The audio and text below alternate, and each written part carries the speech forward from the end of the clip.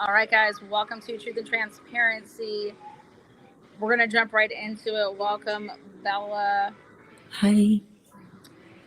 New Orleans lady, love that you are here. Here. Hi, New Orleans lady. Hi, everybody in chat. All You right, guys ready to watch? I am going to let the notifications click in as it just lets everybody know that we have started. So Perfect. we're actually This going to is be playing, exciting. we're going to play the video all the way through, then we're going to discuss, and then we actually have a second video. Yes. And I think it's important for jurisprudence and people who are interested in, trials and law. This trial is going to be pretty eventful because everyone on both sides are really experienced.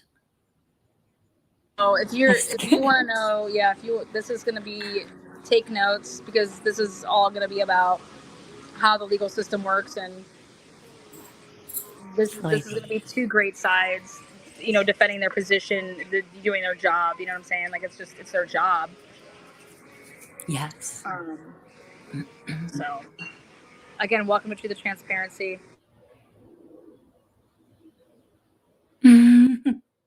All right, go I ahead and do, start though. that. Go ahead and Okay. start that. Here we go.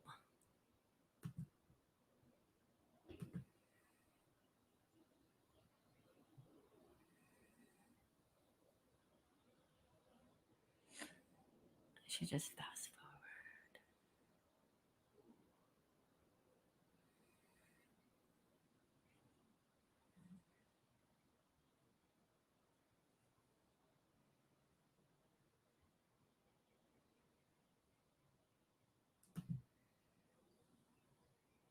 It's going to take a minute for it to kick in. Everybody's saying how you should start doing these sexual I do, lives. you guys. I have a channel, not sexual, but that's what I do. What is it called? Bedtime stories with Bella Lugosi. But I scared Osane, so he probably hasn't listened to me in a while. It's playing, but it's just they're taking their time. I'm scared if I fast forward. Hold on, I'll try it.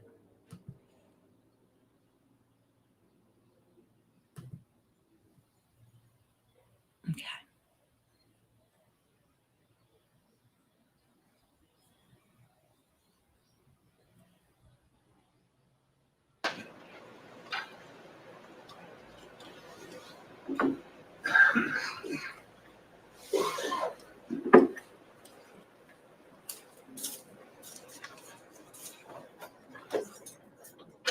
He's in shackles, right?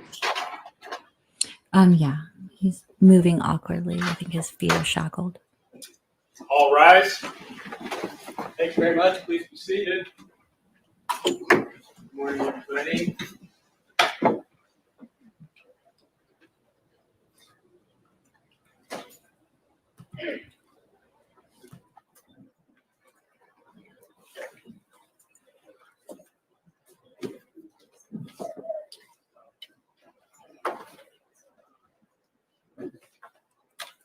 Again, thank you for being here to the transparency. If you want to see it, here we go.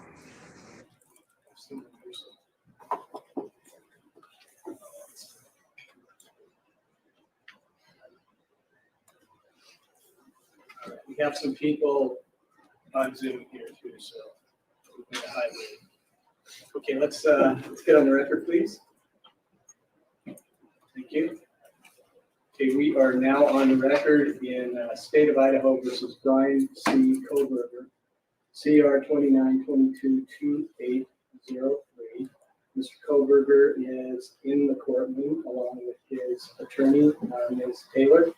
I believe also part of the team is Jay Logston and Elisa Massa, who is participating by Zoom, I believe. The state is represented by Mr. Thompson, Lake Clark County Prosecutor's Office, or Prosecuting Attorney. Ms. Jennings is of that office too, Lake Clark County Prosecutor's Office. Also, part of that team is Ingrid Beatty and Jeff Nye, both from the Idaho Attorney General's office. I'm John Judge. If you don't know me, I'm the Lake County District Judge, and I'll be presiding over this case. So, Mr. Kohberger, you've already heard a lot of what I'm going to tell you at your initial appearance, but I'll repeat it to you because it's important, and I want to remind you of these issues. So I'll briefly cover your rights, the charges against you, and the maximum penalties if you are found guilty or if you plead guilty. So I'm going to start with the rights. You have a constitutional right to have an attorney represent you throughout these proceedings. If you cannot afford to hire a lawyer, then one is appointed at public expense. Ms. Taylor and her team have already been appointed, so that's taken care of.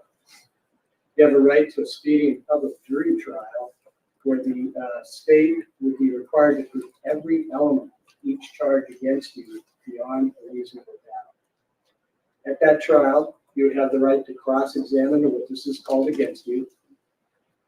That means to see, hear, and question them, to call witnesses to testify for you, and if you choose to testify in your own defense. But you're not required to testify because you also have a right of silence. That right is protected under the Idaho and federal constitutions, so you can remain silent throughout these court proceedings, and that can't be held against you in any way. What you do need to remember, though, is that anything you do say, other than to your lawyers, could be used against you in a later court proceeding. You understand that? Yes, I do. Okay, thank you. You also have a right to appeal any final decision of the court. In order to exercise that right, you need to file a notice of appeal within 42 days of that final decision, or that right is waived. Also, if you are not a United States citizen, any finding of guilt in the state could have adverse consequences to your legal status. Do you understand these rights? Yes. Any questions about the rights? No. All right. So let's go to the indictment. You have a copy of the indictment in front of you? Yes. Thank you. And you see in the heading your name there. Is that your correctly spelled complete name? Yes, it is. Is that the correct birth date underneath your name? Yes. Are those the correct last four digits of your social security number? Yes. Thank you. All right, I'm going to read you the charges on the indictment, starting with count 1, burglary. That is a felony under Idaho Code Section 18-1401 and 1403.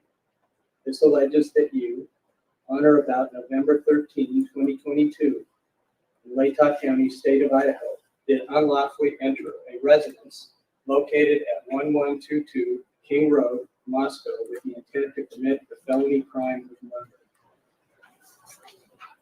Count 2, murder in the first degree. That was a felony under Idaho Code Section 18-4001, 4002, 4003, and 4004. This alleges that you, on or about November 13, 2022, in Latah County, state of Idaho, did willfully, unlawfully, deliberately, with premeditation and with malice aforethought, kill and murder Madison Mogan, a human being, by stabbing Madison Mogan, from which she died. Count 3, murder in the first degree, a felony under Idaho Code Section 18-4001, 4002, 4003, and 4004. This alleges that you, on or about November 13, 2022, in Latah County, state of Idaho, did willfully, unlawfully, deliberately, with premeditation and with malice aforethought, kill and murder Kayla Gonzalez, a human being, by stabbing Kayla Gonzalez, from which she died. Count 4, murder in the first degree, That's a felony under Idaho Code Section 18-4001, 4002, 4003, and 4004. Alleging that you, on or about November 13, 2022, in Lake County, state of Idaho, did willfully, unlawfully, deliberately, with premeditation, and with malice aforethought, kill and murder Zana Kernodle. Excuse me. This is hard. I'm sorry. Zana Kernodle, a human being, by stabbing Zana Kernodle, from which she died. Count 5, murder in the first degree. This is a felony under Idaho Code Section 18-4001, 4002, 4003, and 4004. This alleges that you, on or about November 13, 2022, in Lake County, state of Idaho, did willfully, unlawfully, deliberately, with premeditation, and with malice aforethought, kill and murder Ethan Chapin, a human being, by stabbing Ethan Chapin, from which he died. This is signed on May 16, 2023, by the presiding grand juror. So now I'm going to go to the maximum penalties of each charge, starting with count 1, burglary, minimum 1 year, up to 10 years in imprisonment, fine of up to $50,000 or both fine and imprisonment, restitution for the victim's economic losses resulting from the crime. For counts 2, 3, 4, and 5, murder in the first degree, maximum penalties, life in prison or the death penalty.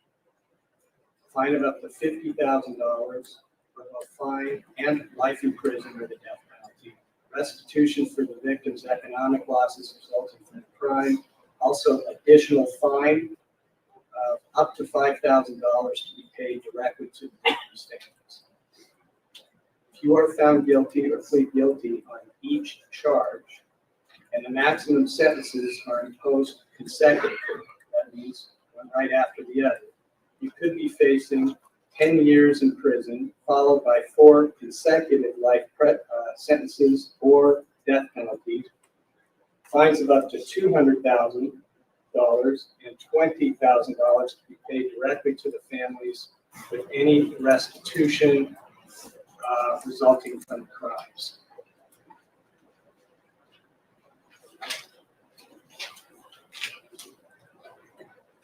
Okay.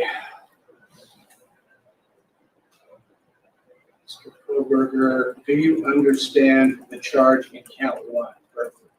Yes. Do you understand the maximum penalty? Yes. Do you understand the charge in count 2, murder in the first degree?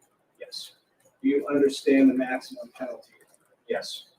Do you understand the charge in count 3, murder in the first degree? Yes.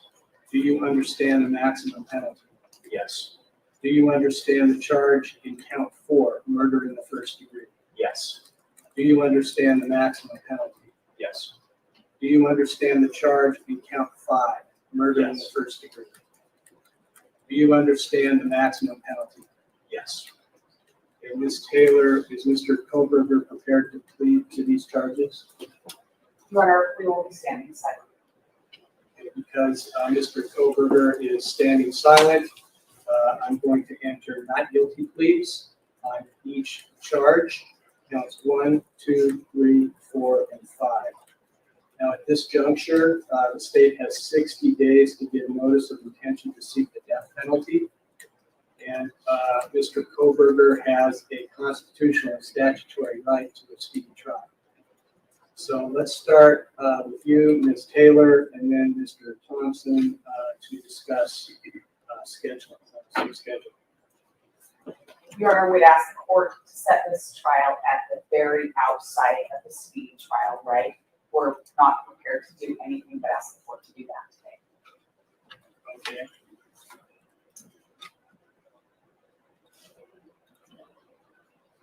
Have you counted out when that will be? November? I have not counted it out, Your Honor, but I believe that would be about November November 22nd. This one's maybe November. So I'd ask the court to set it for an October trial date. How long do you think it will take to try the case?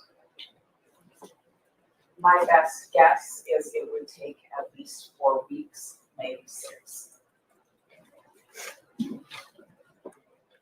So you'd like me to set this for a 6-week trial? At this point, I would.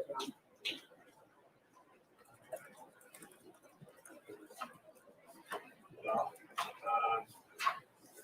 and in order to do so, I will have to get rid of some of the other 3 trials I have, but this is more critical and more important.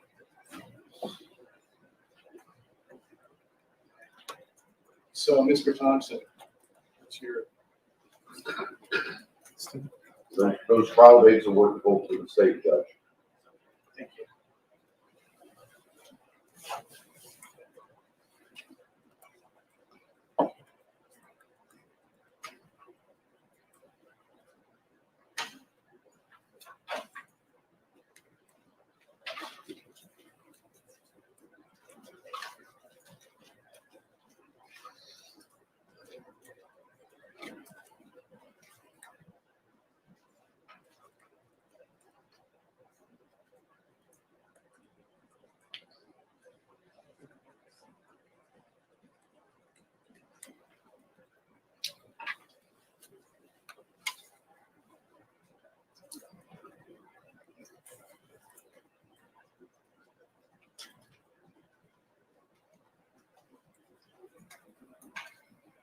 About October 2nd, starting. Yes, Judge. Okay, for 6 weeks. Yes, sir. Anything else we need to address today, Taylor? Not with regard to the trial setting. Anything else? No. Thank you. Mr. Thompson? Nothing to say at this time now.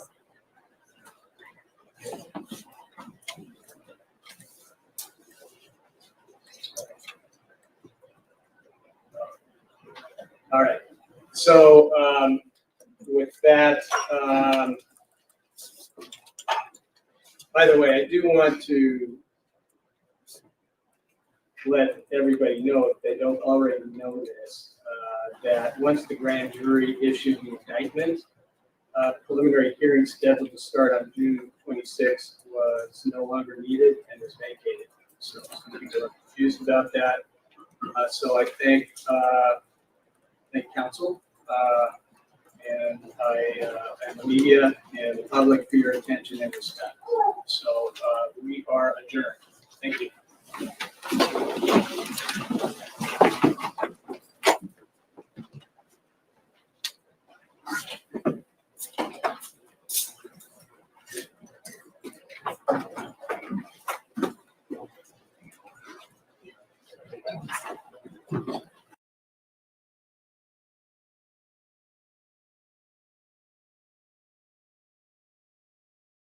Hey guys, so as you see, Too Legit to Quit is Lana right now. She's taken over the account and she's in chat. We've lost her up here. We're gonna go into the second video, but just really want to touch on this lightly. I don't think that Judge, which is interesting that that's his name, right? That Judge was choked up when he said the name's wrong. I think he just, in my opinion only, was lazy and didn't do his due diligence. Yo. I'll tell you what I want, what I really want. Tell me what you want, what you really want. I want a second video. Yes, take the link. I gotta pass the link. Take the link. So I think it was really lazy of him, and to call Kayla and to mispronunciate Xana's name is just uncalled for. Okay, so let's go into the second video and then we'll discuss Aloe. Is that true? Lana Spice is here. I'll say back in the game. Okay. Okay, so this says full video. Isn't really what? Hold on. They just add that. How many minutes is this, yo?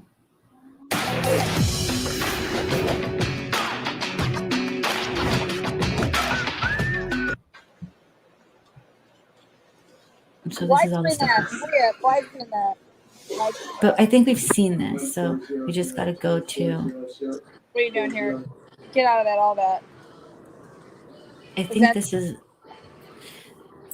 We need to find the other video really quick. Right quick. Can you take me off it so I could. Can you unshare it or like take it down so I could look for it? No, just take my screen down so I could just look for it. There you go. Yes, I'll just put myself right here. Yes, put yourself up and I'll find it and I'll tell you when, okay?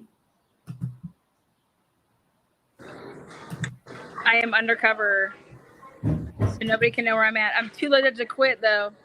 Too legit. What? Too legit to quit. Okay, found it. All right, are you back ready? I'm ready. I'm gonna fast forward it and make it full. Oh, there it is. All right. Here we go. Thank you very much. Please be seated.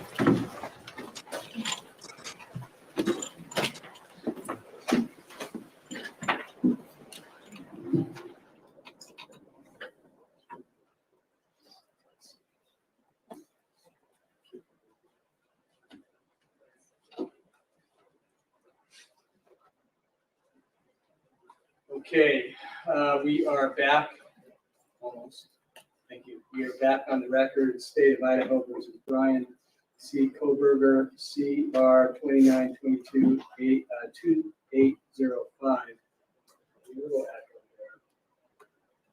Mr. Kohberger is still back in the courtroom. Ms. Taylor is representing him, also with Mr. Longston, excuse me. And I have Mr. Thompson, Latah County Prosecuting Attorney representing the state. And with him is Brad Rudley, also the Latah County Prosecutor's Office. So, I'm sorry? Yes, Mr. Gray. Okay, thank you, Mr. Gray. I was going to get to that because I was going to go in a list with the media, Associated Press et al. Is Ms. Olson here? Is she on Zoom? No, maybe not. Is there a lawyer representing Associated Press et al.? Judge, there's a gentleman trying to talk to you, but he's muted. Oh, Mr. Carone, you are muted. Well, now I can't hear you. Maybe it's my problem. That's hilarious, actually. Barely. Yeah, Our screen is muted. okay. Now let's open it up. Okay. Say something, Mr. Carone. Still, I don't know.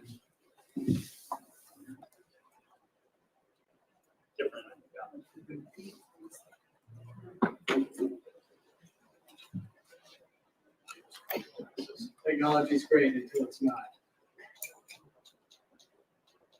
Yeah, that's all we're at. Okay. Are your speakers all the way out, Mr. Carone?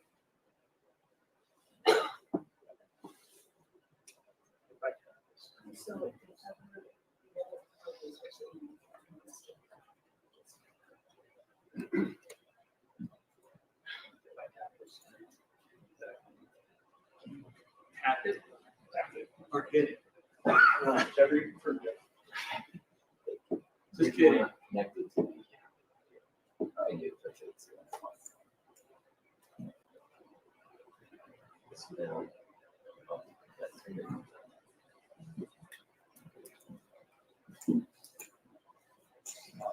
Do we have tech people who take care of this?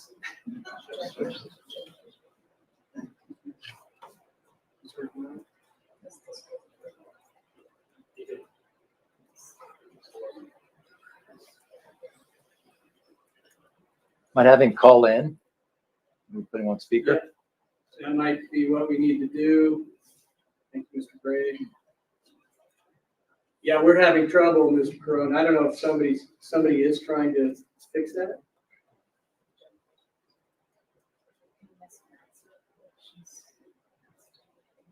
Ms. Excuse me, can I hear you now? Say something. Oh yeah, what I can do is I can,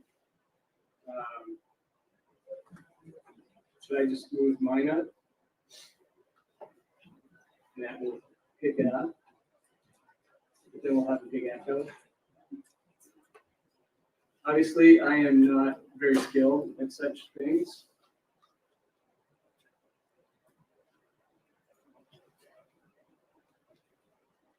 Okay. Really sorry for all the delays. There were other things going on before I came into court, and now we have this. So thank you for your patience. Okay, while we're waiting for that, I'm going to recognize Mr. Gray, who's representing the Gonsalves family. My plan was to go through the variety of motions that each representative has, starting with the Associated Press, then going to the Gonsalves family, and then to the party's counsel, and we'll see where we go. But we're not going to have an 11 o'clock because we're just going to take care of all the scheduling issues now in this hearing. Thank you, Your Honor. Thank you.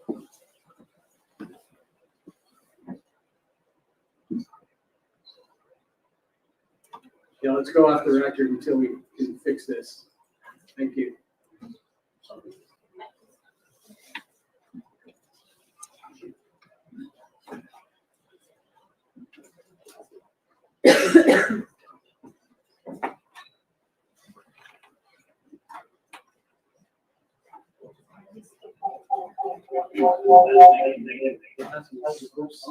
Okay.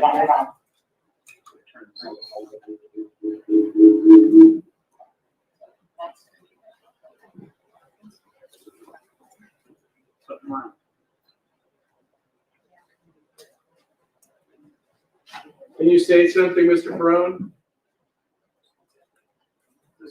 We're off the record. Don't worry.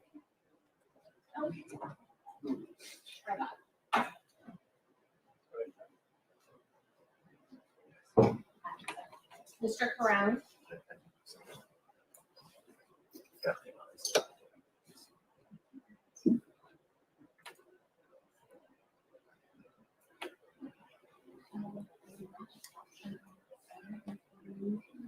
Fine with me. Okay. So go ahead and do that. So I'm going to unmute myself. I'm going to unmute.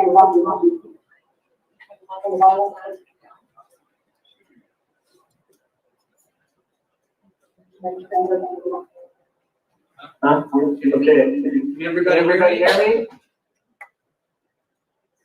Yes, Your Honor. And I can hear you, Mr. Perone. We have an echo now. This is more than my outside voice.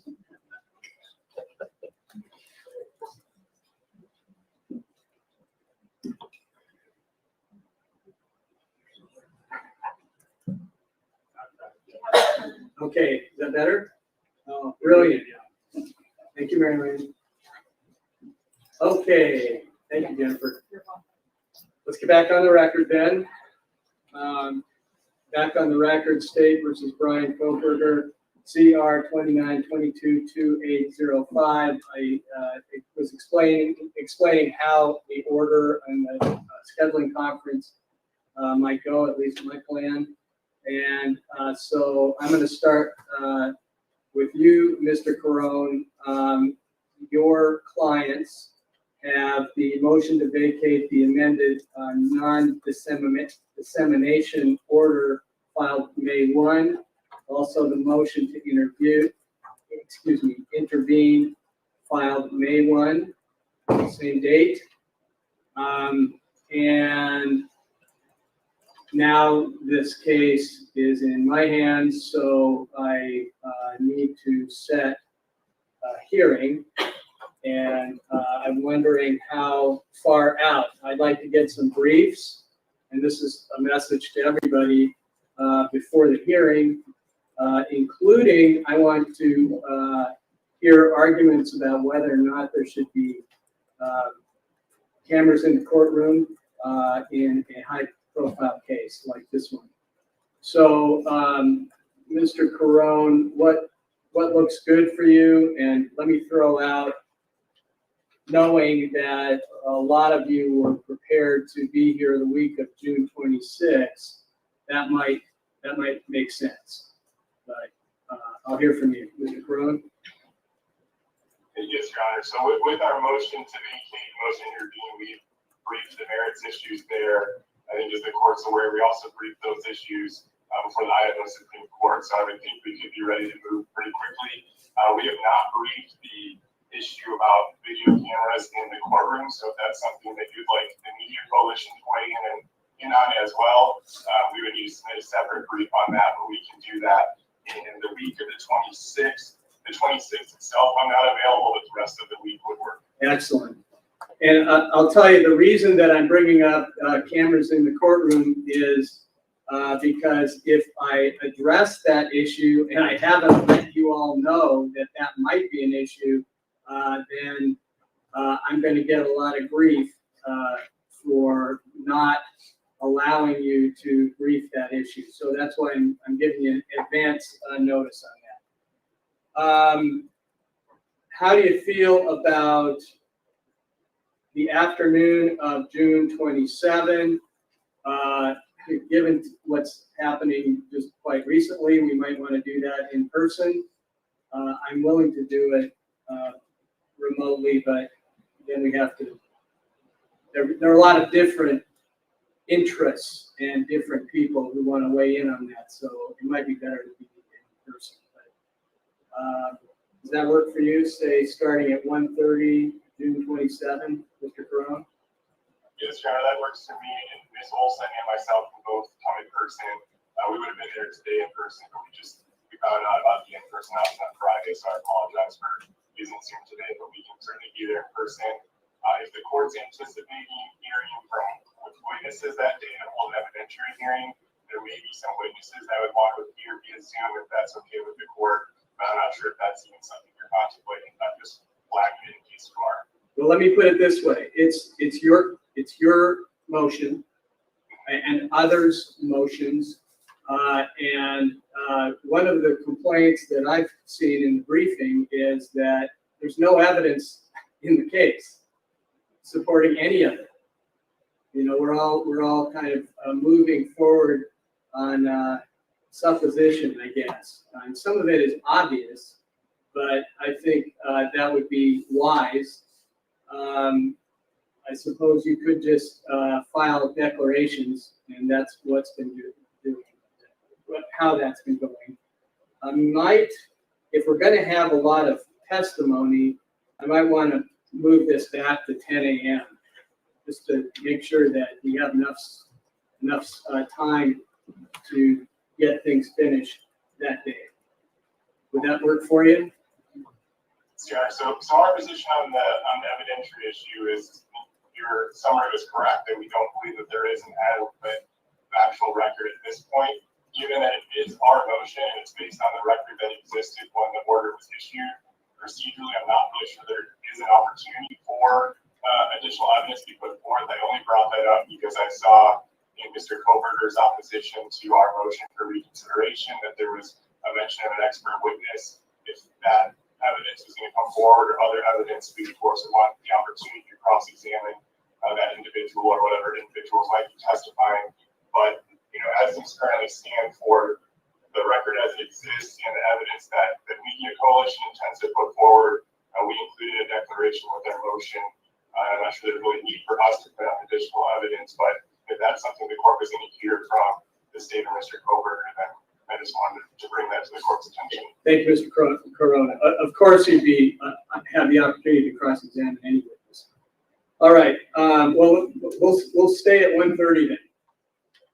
So, now, Mr. Gray, so I'm thinking that maybe we should keep these things together and do them the same day if that works for you and your clients. Well, Your Honor, I see the issue very clearly different from the AP's motion versus my motion. I think their motion is more of a getting rid of the non-dissemination order, the gag order. My motion is a motion to amend and or clarify some of the issues in the gag order. They have a lot of constitutional different issues that we have. I have some issues that I think are very separate. So I would request a hearing on my own much sooner. I think the court's aware I filed this motion in February on this case, and there was a massive delay based on the fact that previous Judge Marshall was waiting for the Supreme Court to get some clarification regarding the AP's motion that she filed with the Supreme Court. So I'm ready to go when the court's ready to go, but I think our issues are very, very different than that of the AP's motion on this case. So I would request a hearing much sooner than I can do it by the end of this week. All right, well, and I recognize this was all pretty short notice for everybody. And I don't know if, let me go to Mr. Rudley and then Mr. Logsdon, because they're going to weigh in on that motion as well, I'm assuming. I'm thinking about maybe June 9th would be the soonest I could do this, but let me go to you, Mr. Logsdon. Your Honor, we'd be ready to go and would expect to put on an evidentiary presentation that week of the 26th. To the extent that Mr. Gray wants to have his motion heard ahead of time, and just based on what I've read in it, I mean, obviously, if the court were to agree with some of the things that he says. Into the mic, I guess. Sorry. Obviously, if the court were to agree with some of the things that he says and winds up amending the order, that could change everything for everybody else. So to some extent, I think it actually is probably better to do them all at the same time, so the court isn't in piecemeal changing what we're all arguing about. But I would be ready for the 9th if the court chose to do it that way. No judge likes to do things piecemeal. But I also understand that Mr. Gray and his clients have been waiting for a long time now. It's not anybody's fault. It's just how that came down, because the Associated Press et al. Went straight to the Supreme Court in February, early February, and that would trigger a delay, which it did, and it was important, I think, for Judge Marshall to get the direction from the Idaho Supreme Court before we start, chipping away at each order. I don't know if would you be. I mean, I'm okay setting it for June 9th, Mr. Gray, but you may have some testimony happening.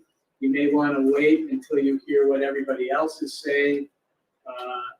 It's likely that there's going to be some adjustments, you might say, or clarifying in the order. Partly in my reading of the Supreme Court's decision. Maybe I'm reading too much into it, but there were some hints maybe of what the trial court might want to consider. Okay, go ahead, Mr. Gray. I was going to say that since this is your gag order now, this non-dissemination order, Your Honor, and in reading my motion, if the court does want to consider making some of the modifications that might have been suggested in my motion, my motion may end up being moot. I think some of my modifications and or clarifications to the non-dissemination order are fairly minor. but allows, and I think the Supreme Court did give some guidance, which I think added weight to my arguments and my motion. So it's not above the court to take a look at my motion as well as any other motions that have been submitted to the court and modify the non-dissemination order, allowing for some of the issues that I've discussed in my motion. And then you would only have the AP who are attacking, I think, the gag order as a whole, the non-dissemination order as a whole. I'm just addressing a couple of clarifications and amendments that would allow myself as an attorney to speak on behalf of my clients that regarding the non-dissemination order. And I think it's your order now, so you're more than apt to be able to go and make those changes, and then we wouldn't have an issue with the non-dissemination order at all. So I don't think that's, so obviously the 9th, I'd like to keep the 9th because my issues are very small and narrow regarding that non-dissemination order. But if you were to make changes to those ahead of time that I was able to review and it was acceptable, I would withdraw my motion, Your Honor. Okay, thank you, Mr. Gray. Thank you. Well, it would be highly unlikely for me to change the order before I hear from counsel. Because I don't want to, third, fourth, fifth, sixth. I only want to do this once. And I'm happy to set it for June 9th, maybe 10:30. Does that work for you? That does, Your Honor.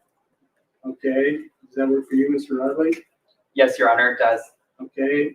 Mr. Logston? Make it work, Judge. Okay. Let's do that in person. Okay. So now we have the June 9th at 10:30. We also have the Associated Press et al. On June 27th at 1:30. I assume that works for you, Mr. Rudley? It does, Your Honor. Okay. Yes, sir. Okay, excellent. Your Honor, may I speak? Yes, Mr. Corona. Yeah. Your Honor, I apologize. I may have misunderstood what you said earlier. I was understanding that the week of June 26th was when the court was first available, but if the court is available to hear our motion earlier, we would be available on June 9th as well. I know that our most recent motion is pending more recently, but obviously we've been challenging this since February as well. It's our position that the non-dissemination order violates the Associated Press and Media Coalition's First Amendment rights. Those constitutional violations are irreparable, so we would like our motions to be heard as soon as possible as well. And I suggested otherwise by agreeing with the 26th. That was simply because I misunderstood that was when the court was first available. Thank you. Oh, only one thing I'll say about that. Irreparable harm goes both ways. And so I was a little bit troubled by that claim without considering the Sixth Amendment considerations. I mean, this is a balancing. The law is clear on this. Okay, it's a balancing test. And when your client says that it's arguing it as the First Amendment is absolute, is also troubling. So I would suggest that maybe the Associated Press needs to tone it down, just ratchet down a little bit. Because some of the arguments, including the first line in the motion to intervene, says that the Supreme Court held a certain thing that I do not think that is what the court held. And you know the difference in a holding of an appellate court. So I just felt obligated to help you out a little bit in terms of what the Associated Press is asking for. And in the meantime, there's a lot of potential irreparable harm from media that is affecting a fair trial. So that is really concerning. This is a very high-profile case. So I'm happy to set this on June 9th, too. Okay, how about we set yours at 1:30 then, so we don't kind of push them all together. Does that work for you, Mr. Rudley? It does, Your Honor. Okay, does that work for you, Mr. Logston? Or I don't know if we'll have an evidentiary presentation ready by the 9th. That would be my concern. We can certainly try. Well, let's see, and if that doesn't work out for you, then Like, we'll talk about it. Okay, I just felt the obligation to talk about irreparable harm. Okay, there's a lot of interest here, Mr. Carone, and I think my job, my constitutional responsibility is to consider all of the potential irreparable harms, or all the injuries, or all the harms. So, I just want, maybe it's appropriate, I was just thinking, I just want to remind everybody, okay, on this particular issue, but all issues, at all times, that we all, okay, judges, lawyers, journalists, media generally, have constitutional responsibilities to both the First Amendment and the Sixth Amendment. And what I generally am seeing in the newspaper and the media is no discussion about the importance of the Sixth Amendment. It's just the First Amendment, which is very important. But here's the real reminder. The first sentence of the preamble of the Idaho Rules of Professional Conduct says that a lawyer, as a member of the legal profession, is a representative of clients, an officer of the legal system, and a public citizen having special responsibility for the quality of justice. We all have that responsibility. And sometimes we push in a hard way for our clients, and that's appropriate. But you have larger responsibilities at the same time. Okay, so we got a hearing 10:30. That's for the Gonzalez family with Mr. Gray. 1:30 is the Associated Press et al. With Mr. Carone. And I think that deals with all the pending motions. For you, Mr. Gray, you articulated what your motion is. So we've addressed that. Thank you, Your Honor. Yes, Okay. yes, Your Honor. You're welcome. And Mr. Carone, those two issues that are still outliers on your clients, I think that's all we have. The motion to vacate the amended non-dissemination order and the motion to intervene. Anything else that we need to address for your clients, Mr. Carone? No, Your Honor, unless you mentioned the broadcasting issue as well. I'm not sure if you're going to set a separate briefing schedule for that. Obviously, for the motions, they'll follow the briefing schedule isn't going to follow that. I just didn't know Yes. what exactly you wanted that briefing. I'm going to send a briefing schedule out for everybody. And now, okay, if we're going to do it on June 9th, you don't have very much time to do those briefs.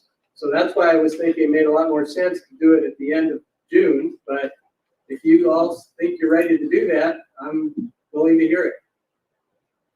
But I want those briefs. We'll say by June 2nd. Response briefs will be due by June 6th. And any reply briefs due by June 8th. So that's going to be rapid briefing. I'm just trying to accommodate everybody. Okay? I got a lot of interest floating around on these issues. Without forgetting Mr. Kohberger, who's primary in this case right now. All right, so let's move to, and I mean, anybody who's here for Associated Press or Gonzalez family can be excused if you'd like. We're also happy to have you stay. No problem. Thank you, Your Honor. Okay, thank you. Your Honor. Okay, thank you, Mr. Carell. All right, so what we have now between the parties is motion to compel, which we're moving out. That was kind of a on and off hearing. Disclosures of grand jury materials while protecting those materials from the public. Extension time to file pre-trial motions after receiving materials from grand jury. I believe those are the motions that we have outstanding. Is this, are you arguing these or scheduling these, Ms. Taylor? Your Honor, we can schedule all of those hearings. Okay, when do you want me to do this? Your Honor, I think that if the court has June 26th, we can do that. We will be ready to address that round of motions on June 26th. Excellent.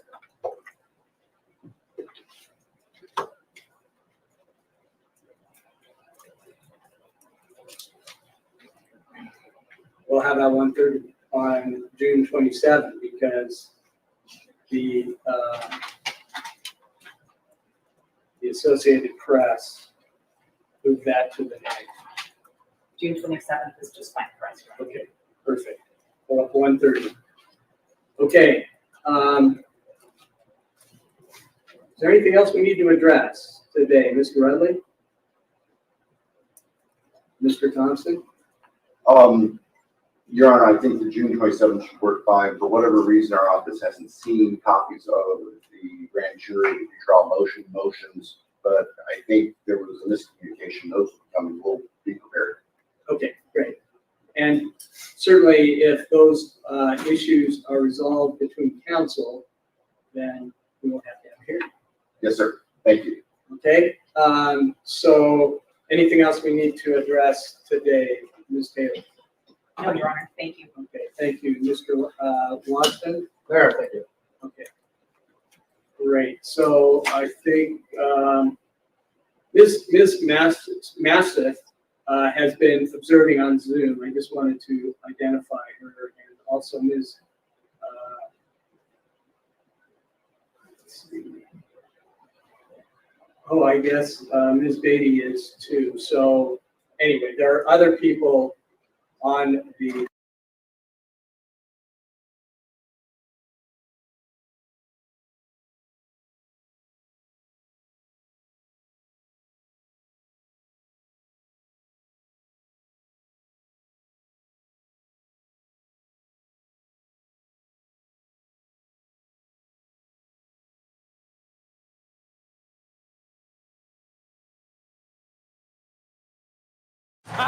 We're reinventing our network so you can deliver even more to your customers.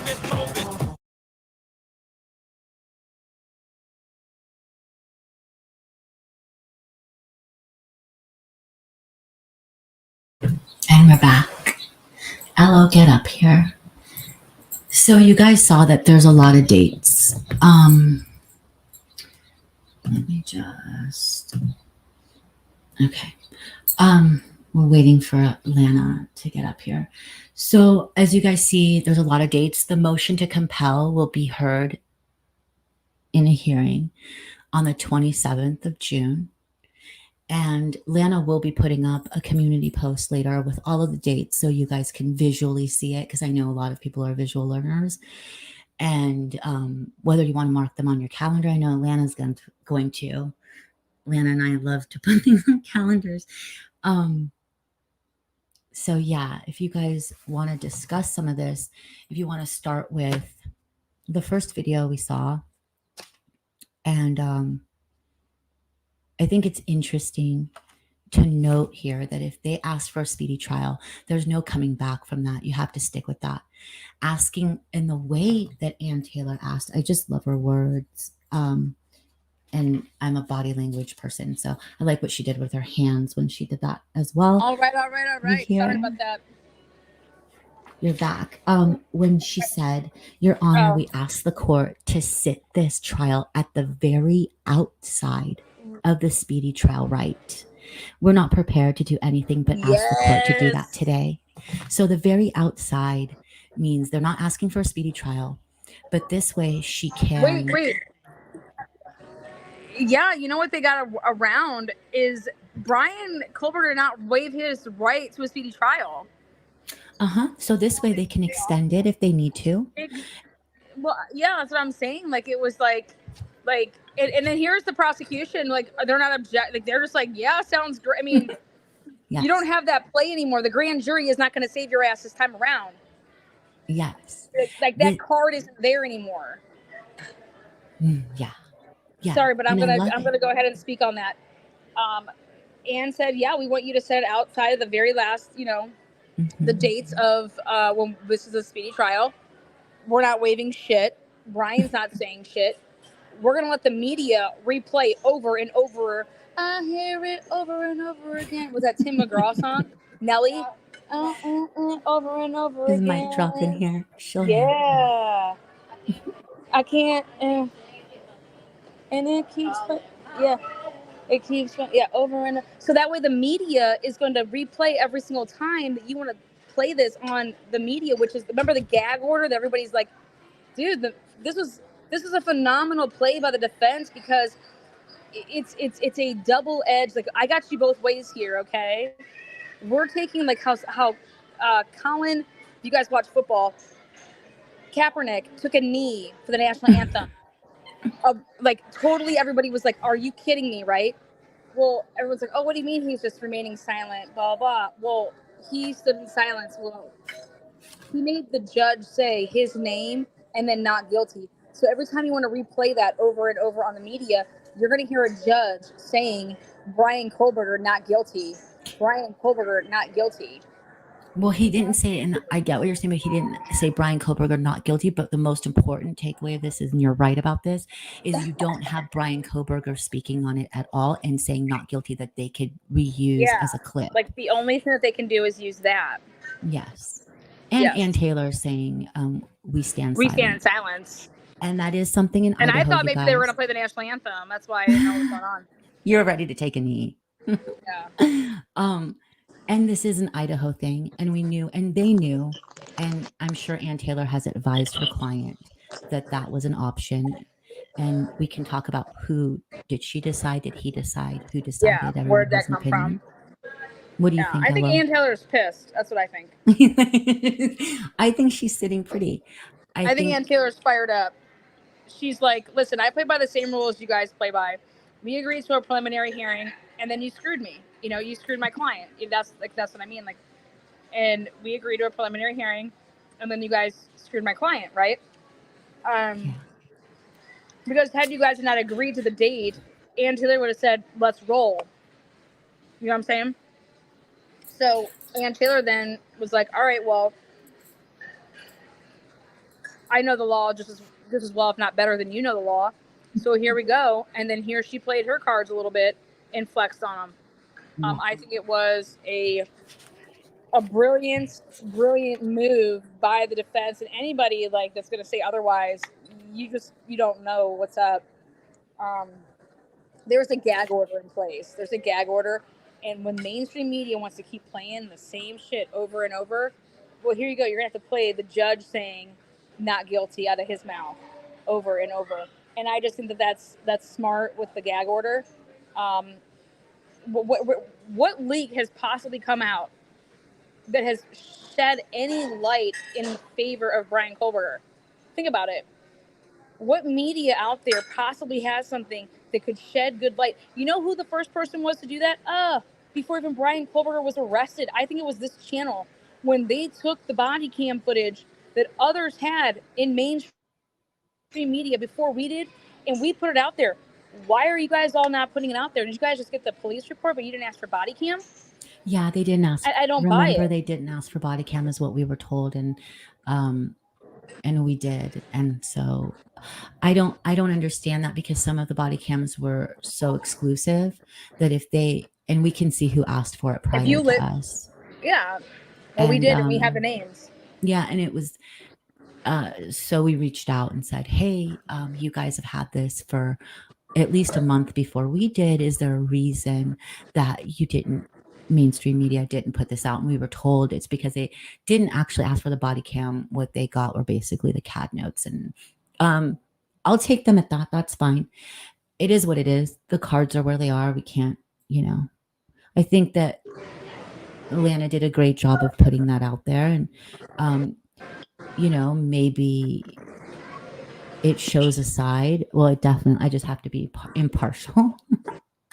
It shows a side, right? So I'm being impartial too, and my impartialness is coming from impartial to you is what I meant. Like, because I don't want to say like you did an amazing job. Oh no, like, no! Of course, she's gonna say that. I was truly like upset with like the Idaho Statesman. I know, like, and I think that he does great work. I was upset though, like, you had access to this. Why didn't you put it out there? Like, yes. I mean, I'll go on Surviving the Survivor. Like, let's roll. Let's throw down. I just want to talk about facts. Like, let's talk about some facts here.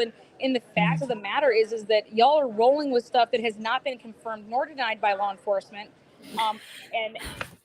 So when you say you have these sources, you just got slapped across the face with a big, bag of what? No, don't say that. What? OMG.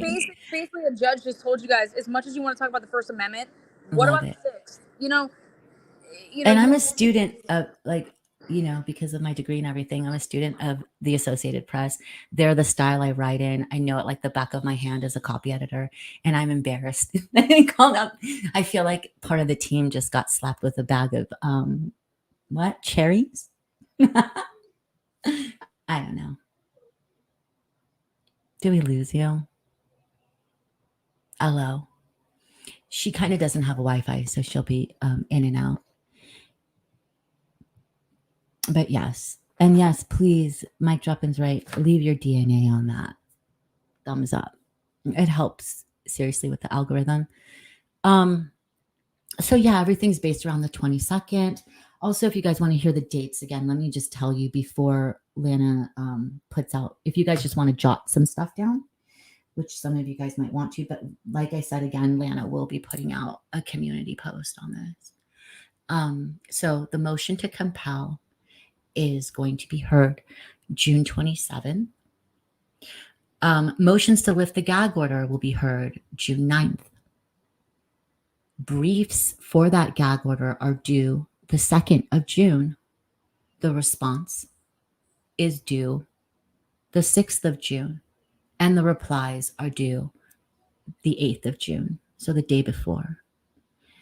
And I just found it interesting. So I asked somebody who kind of knows procedure about this whole thing that she said about, again, and let me repeat in case people are joining us late, what Ann Taylor had said when she was asking about setting the date for trial in the first video we watched. She said, Your Honor, we ask the court to sit this trial at the very outside of the speedy trial right. We are not prepared to do anything but ask the court to do that today. And I said, wow, so that's like right outside. What is the strategy like from a procedural point in Idaho? This is obvious strategy. We're going to see a lot of that. We're going to see a lot of it in the pretrial motions that'll be coming through. And I think Lana has said this. I've said this. It's going to be a great learning experience for us in the TNT family who like learning about the law when it comes to things like high profile cases or little cases. And I think Lana does that a lot here. You back? Yeah, sorry about that. Well, it just sounds like you're having so much fun. So I'm sorry. No, I'm just interviewing the most amazing people right now. You know that we got our hands on a mannequin to fill with blood and to do a couple of different things with Can't wait. a reenactment with me and Listen, Scott. Ello, you know my favorite color is black. Are you going to be wearing black in the All black. reenactment? All black everything. Love it. All black everything. All So black all day. all black, white walls. What was I saying before I got rudely kicked off? I mean, who's running this place? Well, let's go back. Let's go back to this discussion, because tonight I'm setting everything up when I'll actually be at a desk, and I'm going to be dropping the link so that we can run with. I want to hear from all the subscribers, all the members, because I love this. I love the community that we've built here. We have a lot of people with a lot of brains. You know what I mean? And when you have that, you actually need it in the criminal justice world. Because if you tell me that there's blood in the car of Bryan Kohberger, that's the victims. Okay, like how did that get there? You know what I'm saying? I loved when we were talking with John, talking about how hard it is to plant blood nowadays. It's so hard to plant blood evidence. And that's what I'm saying. Like, I would love to see, like, let me see some blood in the car. Remember Nancy Grace? There's gotta be blood. You know what I mean? Uh-huh. And I was so excited to have my table next to her table, waving over there at my small little pop-up table, but with way more fans. Horrible. Like, Nancy, you may be posted up on that podium, girl, but look at all the honeys I got over here. We're tailgating. We got like hot dogs. We're tailgating for the truth. You guys are tailgating for a narrative. But yeah, you tell me that there's blood in Bryan's car. You tell me there's blood in his apartment. Then yeah, like that's a big hill to get over, because then we're talking about planting evidence. You know what I'm saying? Mm-hmm. But right now we're dealing with circumstantial evidence, minus the sheath. But guess what? They don't want to use the sheath. Well, why aren't they wanting to use the sheath? Most trials are circumstantial evidence, though. And we have come to expect a lot from trials because of DNA, because of cameras. We have come to expect those things in every trial. And we'll see. Yeah, I think a lot of things in life are circumstantial. Hell, think about this. You walk into a bar or a restaurant and you happen to meet somebody, then you start talking, that's a circumstance that happened, and then it unfolded that, oh my God, I married that person. So life is all about circumstances. But when we're talking about DNA, okay, and the transfer of DNA, and when you're unaliving 4 human beings, and then you want that person then to get in a vehicle so rushed that they were so rushed to get out of there, okay? And there's going to be no transfer, okay? But there's no blood trail. There's no sloppiness to be like outside blood trail. I think that it is normal for a human being, like all of us that are listening to this right now. Everybody keeps saying, where's the blood on the outside? Well, guess what? That's why I want to do this stabbing reenactment, just so I can see what I would look like, if I have all black on, and, Please. And then I'm walking with a knife and it's exposed, or if it's down by my side because it can't be in a sheath. But we're going to do some, we're recording all of this. We spent some cheddar on this. Like, this was all part of what we were doing in June. So I'm bumping things up because, hey, this was all things that were going to be showed in June when we were going to be in Idaho for a preliminary hearing to show different aspects of things. Well, I set aside money to do this, and I'm going to spend my money the way that my members and subscribers will benefit. Like, you guys have been asking about this blood. You guys have been asking about how somebody could stab 4 people, and what would it be like, and where is this DNA? And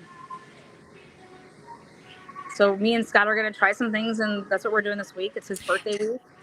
And if you guys don't know who she's referring to, it's Scott Roeder, who's a world-renowned crime scene analyst. So he has worked for the in the South American case of Scott Patoris, the Olympic gold medalist with like the missing leg, who killed his girlfriend allegedly. I don't know. I didn't follow it that much, but I don't know if it was alleged. Did he get convicted? I have no idea. In South Africa, like the way that trial went. Yes. And he's Well, he does all crime scene reenactments. So like Yes. he does a lot of like police shooting. Knowledge. He does He has a ton lot of of that. yes, he does. So he uses a lot of. He knows how to use weapons. He knows how to use guns, knives, everything. And I would say, Atlanta, you could come over and borrow all of my sheaths and knives. But Scott has an amazing arsenal. I might beat his arsenal though. Do you know that? Do you guys want? It's like comparing size. Do you want to compare our sheath sizes? No, I'm kidding. Did I lose you? No, Not I'm laughing. here. Somebody was making a margarita, so I muted. Oh my gosh, I'm just those kidding. margaritas. I'm No salt on the rim. So yeah, I think it's gonna be amazing. We all have these questions, right? So let's just see what it would be like, and we're gonna do a couple, like when I say a couple things, we're gonna do like a lot of things, but it's we're gonna test out some stuff, and it is what it is. But these were all things that we were gonna be doing for the prelim in June that isn't happening. But I said, you know what, screw it. I still want to do this because I had faith in the fact that I did not believe that they were going to waive the rights to a speedy trial. That's your card right now. They played it. They set it at the out. They like the last. You know what I mean? And I would have done the same thing if you're innocent. You want that. That's the whole point of a speedy trial. If you are innocent, it's speedy trial. Like you aren't waiving your rights to a speedy trial when you are innocent. So that's what I was saying earlier. Is that now we got to start talking about where was Bryan Kohberger if he did not commit these murders? Where was he? Is he gonna? Is there a chance in hell that he takes the stand to say where he was, what he was doing, and why he was like, hey, if they say in the PCA, his phone pinged on this tower, but we don't believe that he was there. Well, maybe his phone ping on all those other towers was his phone there. I have no idea. All I'm saying is that with this case, anything is possible. But we have to start talking about now, as me and Scott were earlier this morning. Okay, hey, Lana, let's say that Bryan didn't do it. Where was Bryan? Well, a normal human being at 4 o'clock in the morning is sleeping. Okay. But let's say that they say he has a history of driving around and being out and about. Okay. So that would have been his normal pattern. If he's going to show a normal pattern of doing what he was doing, and then explaining why he was doing what he was doing, we don't know. We don't even know if that's ever going to come out, because wouldn't that mean that Bryan? Oh, it's gonna come out 100%. That is such a huge part of this case is what he was doing. That has to come out. You just. How would you not? I mean, you want a speedy trial, and I think trust me, they thought about like not waiving. And they didn't waive it. They both agreed to set the preliminary hearing out to when they did. So people can say that they did not agree on that. That was agreed most definitely by the state as much as it was Ann Taylor. And anybody that wants to say that it was not, I don't know what you were watching, unless we got different footage, which could happen because hear that someone's saying that. Yeah, well, people are. Yeah, because I made a comment about like that was an agreed upon thing. Ann Taylor didn't request just that. No, they all agreed. Oh no, they both. Yeah. It doesn't work like that, guys. Like no. And look, we're going to see a lot of stuff come out in trial. And until then, well, at least until the gag order hearing gets put in place, there's going to be things that come in from quote sources. And we just need to use our brains and vet them for ourselves and understand innocent until proven guilty. We all have our own opinions, but is what it is. Well, so I mean, I went ahead and did it, guys. Hey, you know what? If this is going to be such a secret case and nobody can talk about anything, well, then I want to, here you go, Ann Taylor. I think I'm one phenomenal researcher. You have a lot of data. Like, what's up? And Scott Roeder was like, Lana, I already did that. I already contacted Ann. I already put That'll piss some people off. If you need a researcher. Everyone's going to be calling Ann Taylor's office right now, by the way, because Lana just said that. If anyone does that, you guys are losers. I'm sorry. Well, Just mind your own business. in the works. It's already in the works. But no, I don't care. But I'm just saying, like, if like that's what your life revolves around is watching somebody to like make sure you call in and try to get in the way of every business deal they have, you guys are losers. So sorry I had to say that. I keep my mouth shut for the most part. Well, and see, for me, I always wanted to do it as like an intern. Yeah, as your PR person, I'm not going to allow that. Sorry. Did you already sign contracts? Because that's not happening. No, I just Yeah, got you're enough not. people. Okay. Whatever. It's no one else's business. I'm sorry. And they always like to interject But I thought themselves it in was, things. I thought it was pretty special when Scott was like, whatever you need me to sign, screw it, I'm taking care of it. And then just was like, he was backing me in the terms of like, if I was involved with something like this is who I would have as my main researcher. And said, 100%. And you Lana know motherfucking why? Ariani. And I said, This is the reason is because he knows you. People so, who actually know you know what you're capable of doing. All of the people who talk about you don't know you at all. So they can just continue on with their little narrative, but the people who actually know you will back you. And that's Scott. Scott's like you guys, he's a world-renowned crime scene analyst. I mean, everybody knows who Scott Roeder is, okay? You cannot, and trust me, he's gotten letters from you trolls.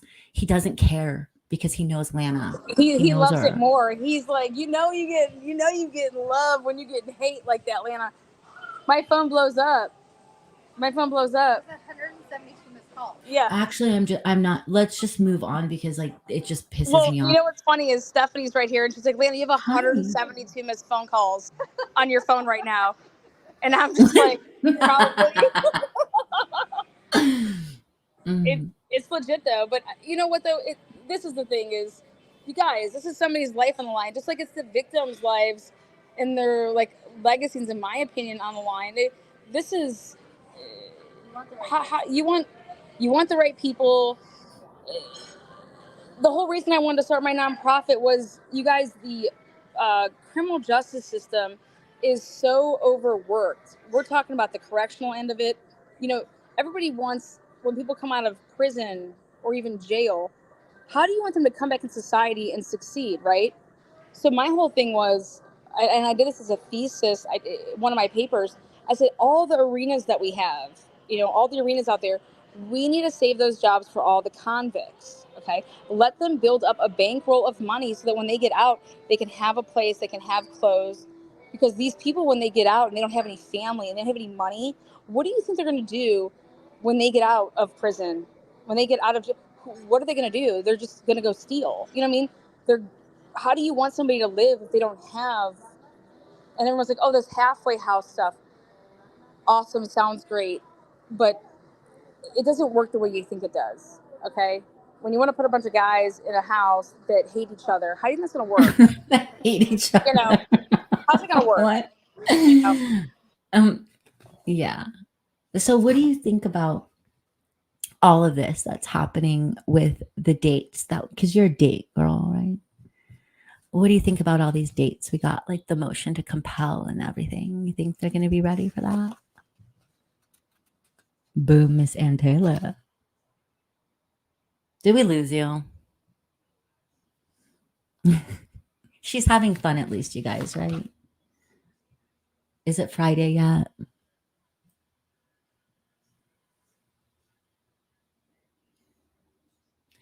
The whole prison relief system, there's so much that goes into that. And churches, you guys, don't churches help sometimes with that? We're waiting for LO to come back.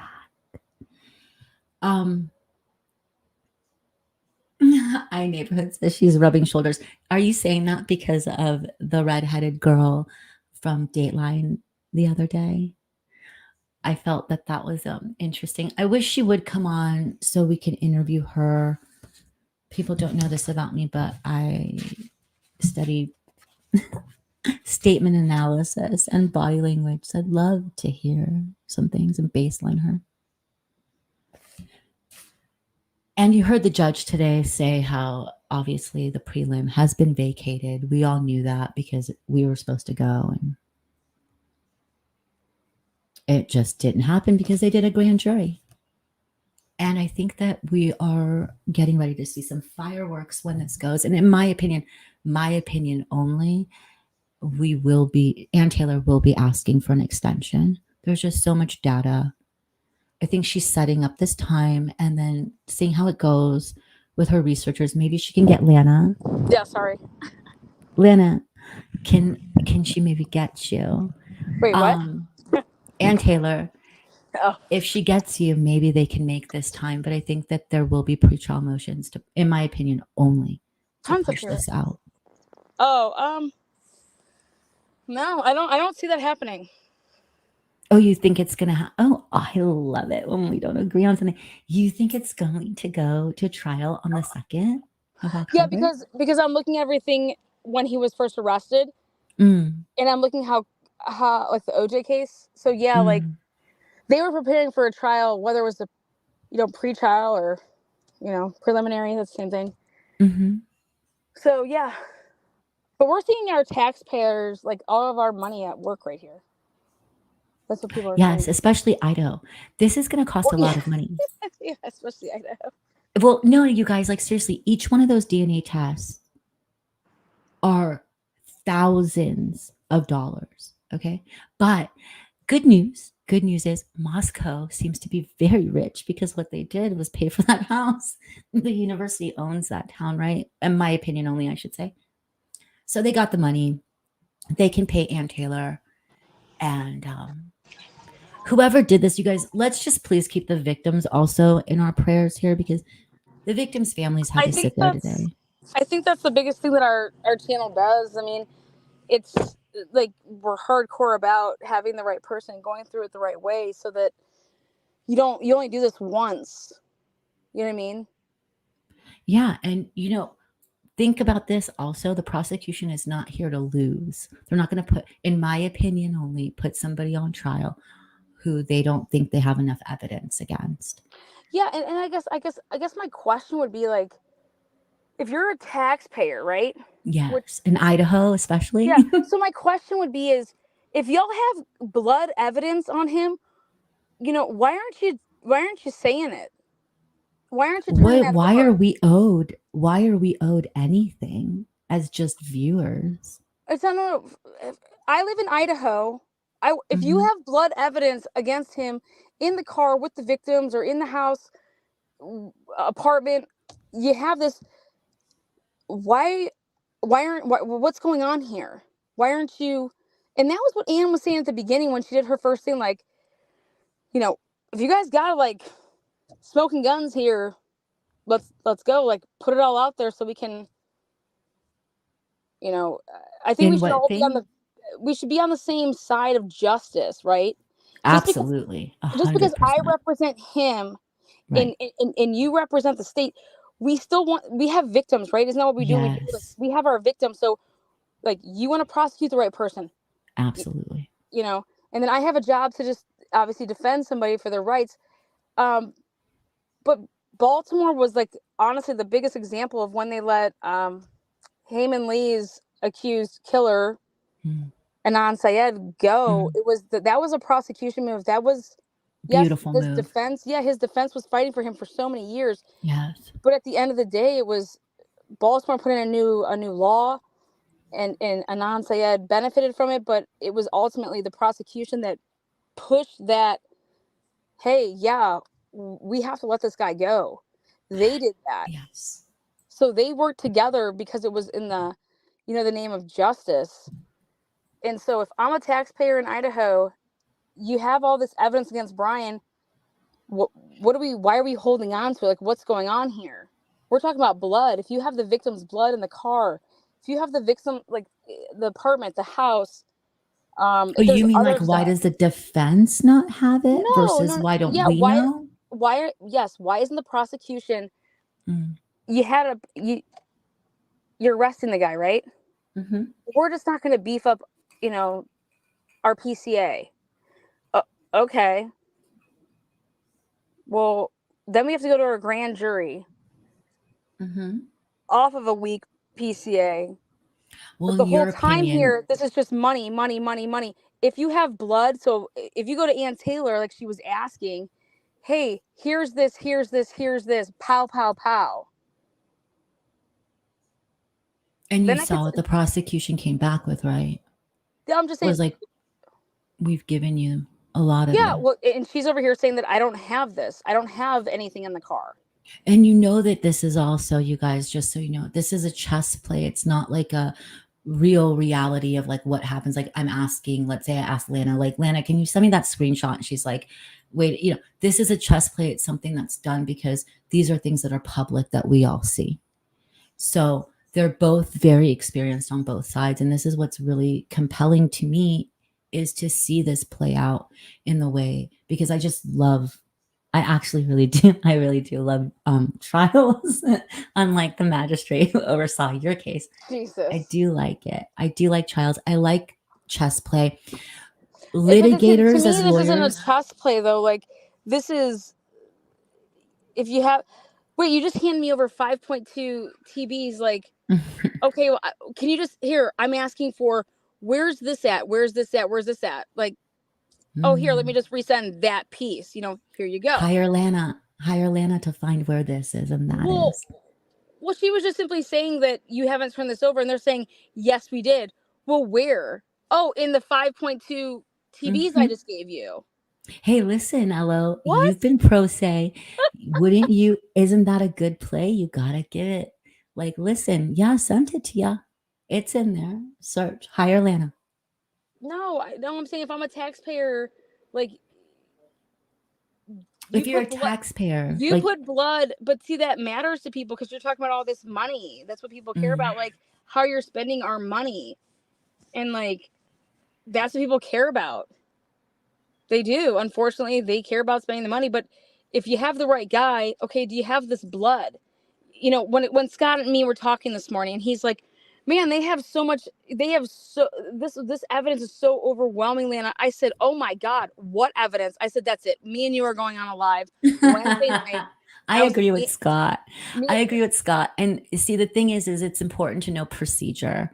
And I take it from people that have done cases, have been in grand juries, have done these cases before, and they've explained it to me. Then tell me what's overwhelming. Bella, tell me. I'm not going to do that on your show because listen to me. Okay, let me just tell you one thing that everyone seems to overlook, okay? What's overwhelming? The overwhelming thing of him turning his phone off when he's leaving his house at those hours. That's alleged. We don't know. No, what do you mean? It's in the PCA. What else? Okay, if we're going to say everything in the PCA is alleged, then everything's alleged. Then everything's alleged. Was it turned off? Did it die? There's a ton. Yeah, we don't know, right? But hey. No, they're just saying. Do you think? Okay? How do you think they got him where he got a search warrant for his arrest? Do you think they just they used the sheath? They used that's what they. But no, because it was said in the PCA not to use the sheath. No, that was not to arrest him. See, this is where you don't know the evidence. You don't know the search warrants. There's a couple. I get what you're saying. Different. No, I get what you're saying. It to you. No, I get what you're saying, but all three. No, but what the thing is all three of them were signed off by a judge. All PCAs were signed off by a judge. So on their face, they are. Three of them were all separate. They were all different. Doesn't matter. If they're signed off by a judge, then that's when you're going to have to. But the sheath was only used one time. So then, how come he's not thrown out? How come Ann Taylor didn't come in and be like, "You guys got him on something that was only in one PCA pre-motion trial? Throw this out." It's not. I mean, you have to. But like you have to. Okay, well then it will. Right? Preliminary hearing. They couldn't even get to that.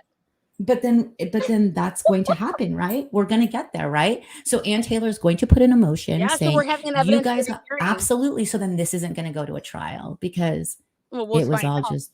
We'll find out. I mean, Ann Taylor is so accomplished, so that's what's going to happen if that's what's going to happen. But we have to admit here, we do not know enough about how they got where they got. We will find out in a trial.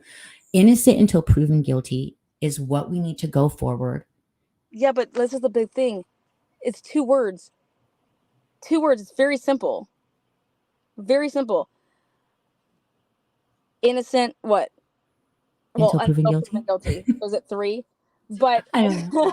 Innocent until proven guilty. 4. What? I guess you said 2, 4 3, there. 4, but the 2 words that I want to say is that your PCA there was 3 different PCAs used. There was not just one. There was 3 different. And they're all signed by a judge, and you don't understand that as procedure. Yes, but to arrest him, And once it's signed by a judge, they needed done. the DNA to arrest him. They got the other stuff without the DNA, but to arrest him, Megan was like, "Get me the DNA. If you say there's DNA on that sheet, then get me the DNA." Who said that? That's what I believe happened.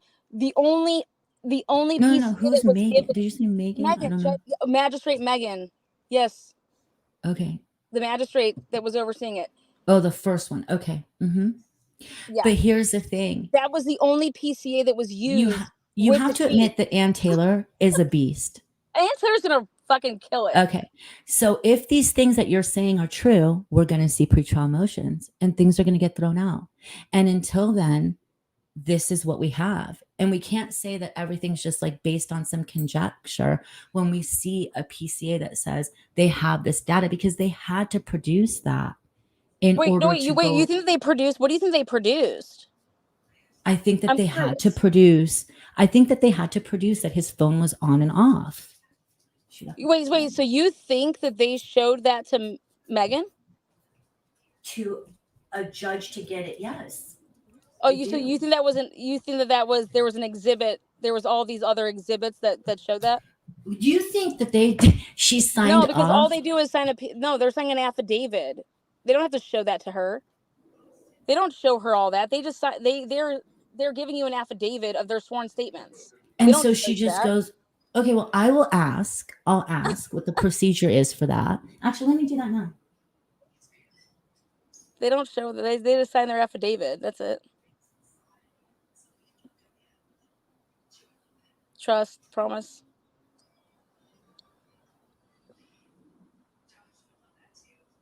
Bottom line is that everything that they have in the PCA is circumstantial. I just want the blood. This was unalived 4 human beings. Blood everywhere, right? Blood. Seeping out of the house. Seeping out of the house, allegedly. Okay. My thing is that they used 3 different versions of a PCA. One was given to Washington, one was given to Idaho, and one was given to Pennsylvania. Okay. I told you guys, we're never going to see any cam footage from Pennsylvania. Kiss that shit goodbye. It's just not going to be there. Unless the FBI was in on that, and the FBI wants to throw up. Have you guys ever seen cam footage from FBI agents? But everybody got different PCAs, and the only one that used the sheath was to arrest him. Period. And now they went ahead and wrote in a motion that they're not using the sheath. That's not going to be used. And I'm like, wait a second, that's what you used to arrest him. Now you're not using it? I don't understand. We'll find out here. I just texted. So yeah, Yep. I mean, I don't know. We'll see. But this is the point of this trial being, for me personally, I think it's going to be amazing because you have 2 sides who are very well versed in litigation, which is a different thing than like just normal lawyers or like ambulance chasers. You actually have to be creative to be a litigator. You need to be artful. And I think we're going to see a lot. Yeah, this is about the law. Like, that's why Yes. this is really good. This is a trial. Yes. And I think we're going to learn a lot.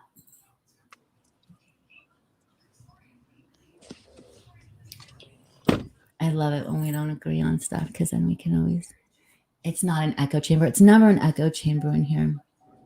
No, this is about just, you want to talk about procedure? I'm talking about facts. They provided 3 different PCAs to 3 different jurisdictions. Mm-hmm. That's fact. Then Then they all said, got signed by judges. we're not going to use, yeah, they just said, hey, we're not going to use the. And that's not going to come up in trial, you guys. I'm sorry. When it gets signed by a judge, it's just PCAs. No, it's not about the PCA. That's not gonna, no, but that's not what's everyone's gonna always come like up. saying, oh my God, it's going to come up in trial. It's not. It's No, signed off. It's done. What's going to come up in trial is the testimonies. Yeah. It's going to be, like, isn't. it's going to say, when did you apply for this? Okay. We'll see. Mm-hmm. I disagree. Well, to explain to me, show me a trial where a PCA has come up in the trial, the actual trial. It's going to come out in the evidentiary hearing is what's going to come out. Maybe, but the trial. See, like the pretrial motions are where if there's something wrong somewhere, the lawyers will fight that. And it's outside the presence of a jury. All Yeah, so pretrial motions. they're gonna ask Don Daniels will take the stand. Don Daniels, why did you this is about a testimony of somebody. Don Daniels, why did you tell your the judge not to use why did you tell the judge not to consider the sheath when you went to get your warrant? You don't think that question's going to be asked In the evidentiary hearing? Maybe. I just think I think in any question hey Don Daniels, you said that you were being will they bring up the fact who was that talking to you, who was talking to you, who were you being briefed by, who's your commanding officer? Going to absolutely ask about the chain of command. I think that will absolutely get asked 100%.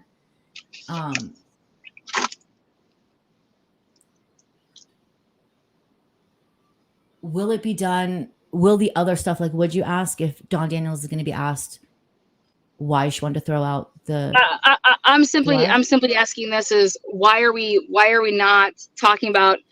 I believe that they used in order to arrest Bryan Kohberger. Okay, they used the sheath to do it because Megan wanted DNA.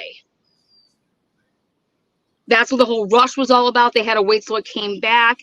Once they got it, I mean, are you guys not reading the PCA? That's what they say. We got it back the next day. Boom, it came back. Read that PCA to arrest Bryan Kohberger. In order to arrest Bryan Kohberger, they had to talk about all of that. They arrested Bryan Kohberger because of the genealogy DNA. Period. End of motherfucking story. That's the truth. That's just what it is. They didn't. Otherwise, you use the PCA that you gave Pennsylvania, and you use the PCA that you gave Washington, but they didn't. The only one that included the DNA, which was the genealogy DNA on the sheath, was Idaho to arrest him. There was ones to search his person, his parents' house, and his car. That was Pennsylvania. Then there was one to search his in Washington to search his apartment, and then there was one to arrest him. And those were all three different PCAs that were provided. One of them, which was done by Blaker, all three different judges, yes, but in the affidavit of the providing officer that looked over that, look at the wording that they used with Pennsylvania, and that's to search all day. I'm talking about the arrest of Bryan Kohberger. It came from the genealogy DNA. That is what was needed to, okay, I'm going to sign off now to arrest him. You can search it all day. Go ahead, search. Okay, we're talking about to arrest him. Or a search. You know how many search warrants were given out and nobody was arrested? It's like, we're going to search this dude's house over here who lives off campus. That's a Sigma Chi, dude. There's tons of search warrants that were issued in this case. Just because there was a search warrant issued to search something doesn't mean then they issued this all at the same time, like boom, boom, boom, boom, boom. They didn't wait to see what came back on anything, and why not? Why wouldn't you just do it like this? Won't we find out at the trial? Search his fucking apartment, search the car. Then when it comes back with these hits, then we arrest him. And I'm going to tell you why. It's because of the University of Idaho money, and we need to have an arrest before all of these kids come back to school. Period. We need to have an arrest so that we can bring kids back to school. Thank you, And maybe Bryan is your guy, but that's why they went about it the way they did. Because why wouldn't you just serve these search warrants? Okay, get back the stuff, run the tests. Did you ask and then you John arrest him? I feel like we've asked John this question, no? Yeah, and then you just arrest him. What did he say? I have no idea. That's what you would do. Like, okay, like what they did with Sheldon. They kind of pulled like a very similar thing with Sheldon. Actually, They lured him away from his house, told him that his car was ready to be picked up, and his car didn't even belong to him, and that he could come get his cell phone. And they're like, "Oh, here, we'll just drive you down there. We know that you don't have a car." And he's like, "Okay, well, I want to take my grandfather with me." So they head on down to the PSP, and next thing you know, then they put him in an interrogation room again, or for the first time rather. And the next thing you know, they were biding time, because at the same time that they lured him out, then they served a search warrant upon his house.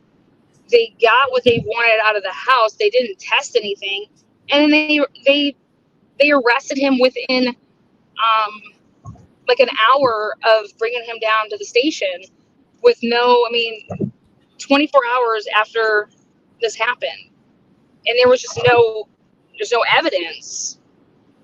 You just build your case, and then you have it, and then you arrest somebody. And so what I just believe is that they used the sheath to arrest him, to get that sign off, and now. And I'm fine with that if it's legit, but I'm questioning, okay, now why aren't you wanting to use it in the proceedings?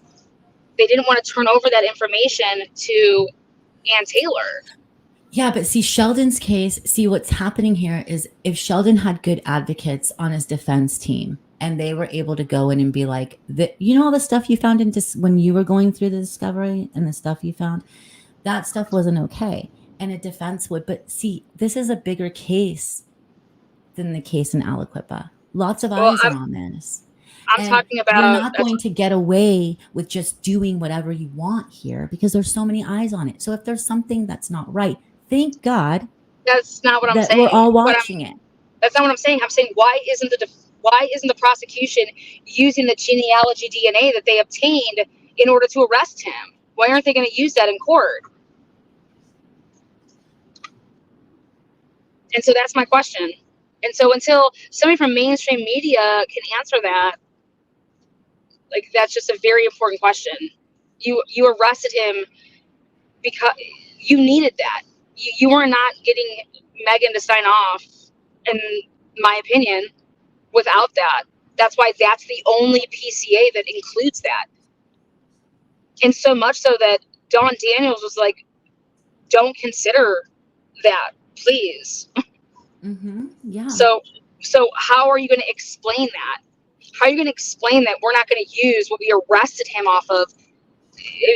How is he still sitting in prison, in jail? How is he still sitting there? He's still sitting there because of mainstream media, in my opinion. You got everybody saying, and he may be the guy. So the mainstream media is keeping him in prison. Yeah, because of the pressure. There's so much pressure, right? Who's applying this pressure? What, university, media? I mean, money.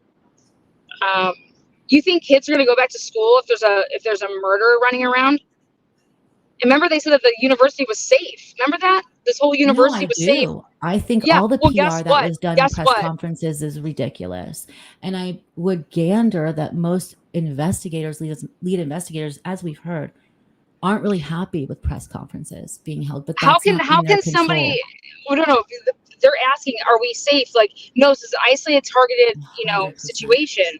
But here, you arrest somebody like Bryan Kohberger, and you got everybody saying that no, he's either done this before, or he's the type that's like a serial killer. But you're telling a community that they are safe, like, and I get it. You lied to your community. If Brian's your guy, you lied. If Bryan is your guy, you lied. You lied to your whole community to tell them that they were all safe, because why wouldn't Bryan do this again? If that's his thing, he got high off of it and, relished the moment. I don't think and that's what Olivia was saying to everybody, that you guys are not safe there. And when what she are you was guys by doing? Olivia Gonsalves, the sister of Kaylee. Yeah, it's 100%. You cannot tell. You can't have it both ways. You cannot tell people without an arrest that they're safe in a community where something this horrific has happened. But here's the thing. This is a horrific crime. And no matter who did it, they need to go away forever. and we need to have the right person in. And what I'm happy about is both sides are very accomplished and know how to go about everything. And the state is being insanely careful in how they handle this case so that Bryan Kohberger's rights aren't trampled on. So this is going to be, because all eyes are on this case, a very, in my opinion, something that I would watch and that I would, being into true crime for as many years as and writing for true crime, this is something that I would write about and be interested in. Yeah, I mean, absolutely. This is somebody said that Lana doesn't know what the prosecution has. Nobody knows what the prosecution has. That's the point, is that nobody knows what the prosecution has. But I'm telling you what Bryan Kohberger was arrested on, and that was on the DNA, the touch DNA that was found on that sheath. That is what I do know, because that is what it states. And then what I do know is that the state went ahead and put it in writing that they weren't going to use the sheath. And so therefore they weren't turning over anything that had to do with the genealogy DNA. And I guess I would want somebody that, I don't know, I guess went to school and just sat there to explain to me, because I don't think I need this to be explained to me, but I'll sit there and listen to somebody to explain to me how you arrested him with this, but then now you're not going to use this. There has to be a reason for that. You guys do get that, right? Who arrests somebody using something and now they're not going to use that? Do you guys hear the oxymoron in any of that? That is what an oxymoron is to me. But if somebody can explain it to me so that it's not an oxymoron, then maybe I will happily take it. But you arrested him because of the genealogy DNA. And I think Dateline put a stamp on that the other night. They might have. Dateline did a lot of weird things the other night that I was actually blown away by. But and if yeah, you guys just want to sit there and not question that, that's totally up to you. But I'm going to sit there and I just want somebody to explain it to me. I want somebody to say, hey, the sheath size does not fit the size of the knife that provided the wounds. You know, what if that comes out? I have no idea.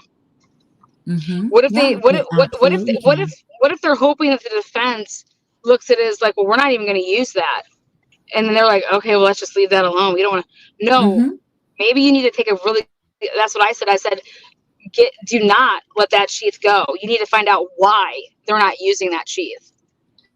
I think maybe it has to do with the fact of. I would think a couple different things, but right now, if your client is telling you that he is innocent, then you're looking at that sheath being planted. That's how you would play those cards, in my opinion. Then if there's blood in the car, okay, and yeah, that's all I want to see. Yeah, if there's then blood, you're gonna have a hard.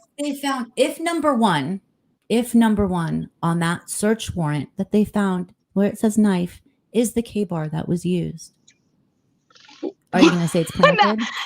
No, I'm not. I'm not at all. I'm saying it has nothing to do. That's what I'm trying to say. I don't believe that anybody planted anything. I want to know why the prosecution is not using what they used to arrest the guy with. Why aren't they using that anymore? That's my question. I don't think anything has been planted. They're just saying that they're not using the DNA, right? That they don't want to use that John Daniels was like, I don't want that to be. No. You need to read the last motion when they put in and the state's response. The state's response is that we're not going to turn over the genealogy DNA off the sheath. We're not even using that. We're not even using the sheath.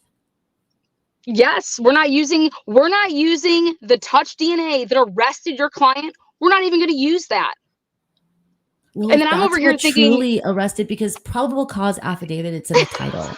Reason to arrest somebody. If there's 3. Yeah, but that's what got the arrest of the person. So if that happens, and the only reason that he's in there is because of the sheath, like they would just, here's the key, get out. I mean, so obviously there's more than that. No, but you're not listening to what I'm trying to say. I'm asking one specific question. And the one specific question is, the only reason that Megan signed off to allow you to have this arrest, like what you gave me, the reason I signed this to arrest Bryan Kohberger is because of the touch DNA that was on the sheath, that was underneath or next to the body. Okay. Oh God. Wow. Yeah. That's probable cause. You know, here you go. Signed it. Okay. Now you fast forward to where we're at a couple weeks ago when the prosecution is answering the defense's, hey, we need XYZ. Their response is, oh, we're not using the sheath's DNA, and that's just, we're not giving that to you.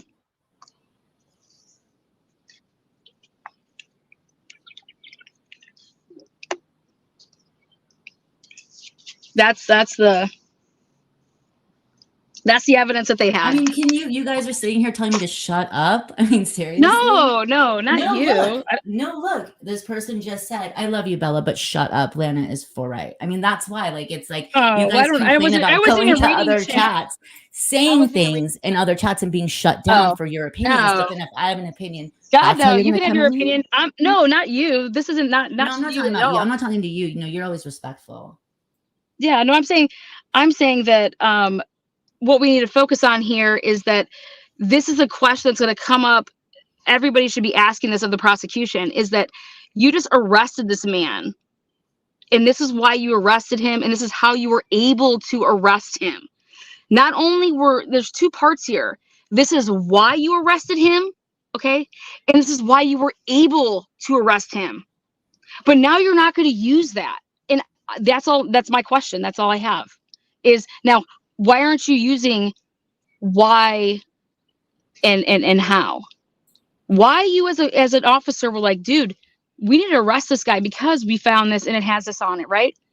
That's and the how is well, because of all that, that's how the judge signed off. But the reason I wanted to pursue this is because I found this sheath, and then we processed it, and then we had this, and then we rushed this DNA across the country to be tested, and then poof, voila, it matches the dad. You know, it makes no sense. That's the thing. This isn't about procedure. This is just, why aren't you using that anymore? And I don't know if it's something that the defense wants to, or the prosecution wants to kind of, we need to get away from that or something, but that's just huge. You know, it's just huge. So yeah, well, we'll see, because again, Ann Taylor is a phenomenal defense attorney. So if this is an issue, she will bring it up in pretrial motions outside the presence of a jury, and that is procedure. Well, I don't think that the sheath is going to come up in pretrial. I think it's going to be about just whatever she needs to do. If it's a problem that he's in there and arrested. I don't. That to me, I'm just simply, that's not what that to me is about right now. To me, is we've already, that was like the big problem. No, the problem is before all of that is why the paperwork was ever typed up in response to, when you respond to a motion. So Ann Taylor puts in a motion, they respond to it, and they say flat out, here, we're not going to use this. And it's like, wait a second, this is what you used to arrest him. This isn't about a pretrial motion right now. This is about, holy shit, what's going on right now? And it's not going to come up for a trial, because I think Ann Taylor's going to put that in her back pocket, and that sheath better be somewhere, and it better be not lost in evidence. Where is the sheath? I want to physically see this sheath. That's what I'd be asking for right now. I want to see the sheath. I want to see everything to do with the sheath, because did this get lost in, like, they said that they sent it somewhere. So are they going to say, like, we don't know where the sheath is? Like, that's why we can't use it, because we don't know where it's at. Otherwise, why aren't you using it? What's going on? I just think that there's some issues. So, but yeah, there's just so much that happened today with. Yeah, we have a lot of dates, and you're going to put out a community post with all the dates so everyone can see. Yeah. And then I'm going to have everybody back here, because I'm going to drop a link. I'm finally at a desk. Woo! Did you I'm just finally get at to your a desk? Yeah, I'm finally able to like set this all up. I got to go inside here really quick. And you guys, this is what healthy adult debating is. And this isn't a place where we come and we just like say horrible things to each other. That's why it's a safe space that Oh, we can do that. yeah. And everyone is free to have their opinion and it's not an echo chamber. So because someone says something that you don't agree with, you don't use the kind of language like shut up and say things like that. It's not okay. So we'll just always keep things sweet here. And me and Lana know each Yeah, other and very I mean, well. And we there's debate yeah. like this all the time off air. And it's fine. We don't hate each other. It's good. Who's saying we? No, I'm just saying, like, it's not like it's just this is Oh, healthy debate. okay, Like yeah. to like, you know, like this is what Yeah. you should see in debate is a healthy debate. Yeah. Did I lose you? You cut out. Yeah, so she cut out. I should just take over. I'm kidding. So she's going to have a live tonight. She'll be back here in a second when she gets back. And you guys can come up and express your opinions. And yeah, thank you guys. Yeah, and we don't have to agree if we all just want the same thing, which is justice for these victims. And that's what it comes down to. Starts keep getting cut out. I got All right. you, girl. We're good. We're good because it's gonna be right at 2 hours. So that's perfect. So then that way I can pump up this at 9 tonight. Like I said, yeah, we were gonna do a couple different lives today. We actually played the whole hearing of both hearings uninterrupted. You know, you don't get to hear, you know, anybody talking about anything. So this live starts off both of the hearings today. And I say both because they walked out, came back in, walked out, came back in to discuss everything. So those are here in the beginning, uninterrupted. I think maybe I say, I can't believe that, but that's about as uninterrupted as you're going to get. But yeah, so I'll go ahead and drop another thumbnail. Make sure you guys hit your reminders. Thumbs it up, thumbs it down. You guys have an opinion about it. And I just say you're in to understand about the law. Like if you want to be at this channel, what we're going to be breaking down is everything to get to every single point of what's going on. And if you're on the prosecution side, what are you doing? If you're on the defense side, what are you doing? And I hate to use the word like this is a chat. Like this is people's lives. Like I don't like to say that you're playing a game when you're playing with people's lives. It's not a game. I know if I was in Bryan's shoes, I would definitely want a speedy trial. I would be innocent, and I'd want a speedy trial. And that's just all there is to it. Like speedy trial all day. So well, I love that we don't agree on like if it's going to be October 2nd or not. Can't wait. We need to write that down, you guys. When me and Lana we do like friendly wagers, we don't do it for money. I think it's going to be October 2nd till November 22nd. Wait, you think? Okay, listen to me. They are not going to have this trial around the anniversary of this. That is a bad move. November 13th. You think we're going to be sitting in trial? I do. Okay, we need to come up with a good friendly wager. Well, didn't they already say it? They're going to go with what, October 2nd? Yes, but she can ask you to push it out. Well, yeah, stuff's always going to get pushed out. I mean, that's normal. Don't you change? No, that's how it works. That's how it works, though. But wait a minute. Are you saying it's going to be October 2nd or not? Because I want to know. I'm saying I'm saying that this is going to start before the end of the year. That's what I'm saying. Okay, I'll take that bet. Okay, hold on. I'm saying that this trial is going to start before the end of the year. So so if I was Vegas, I would do an over and under, and I would say, all right, guys, over and under is December 31st. Oh my God. Okay. That's how. So if I go against you, I would have to say it has to start in at least January 1st and on. Shoot. Okay, I'm taking that. I'll take that. You're saying over or under? I don't know what over and under means. Like I don't play sports. Over means that you think it's going to start after December 31st. Yes. Okay, so over. So then we have to do a friendly wager. Yeah. Here, high five, shake it, hand. There you go. But no, what's the wager? The wager. Oh, shit, I don't know. You have to clean my house or I have to clean yours? Oh, hell no. That's not happening. Okay. If I can hire somebody, sure, we can make that bet. Okay. Well, we'll figure it out. I'm too busy for that. Oh, come on. Yeah, all these binders I have to like sort through, man. Well, I would say I have to sort Well, your binders. You have to sort mine, but I don't have them. We'll figure it all out. To the Transparency loves you guys. Again, on your way out, thumbs it up, thumbs it down. Tonight we'll be dropping the link, and it's going to start off with a link. So I'm going to say, welcome to the Transparency. What do you got for me? So we'll see you Thank then you, at guys. 9. So do your thing. See you back in a couple hours. Thank you, Bella, as always. Thank you, Lana. Thank you, mods. Thank you, chat. Amazing. Yes. Thank you all for the new memberships and the super chats, super stickers. And then, as always, keep the victims in your thoughts and prayers. I like what Ryan said. Hibachi dinner, bet.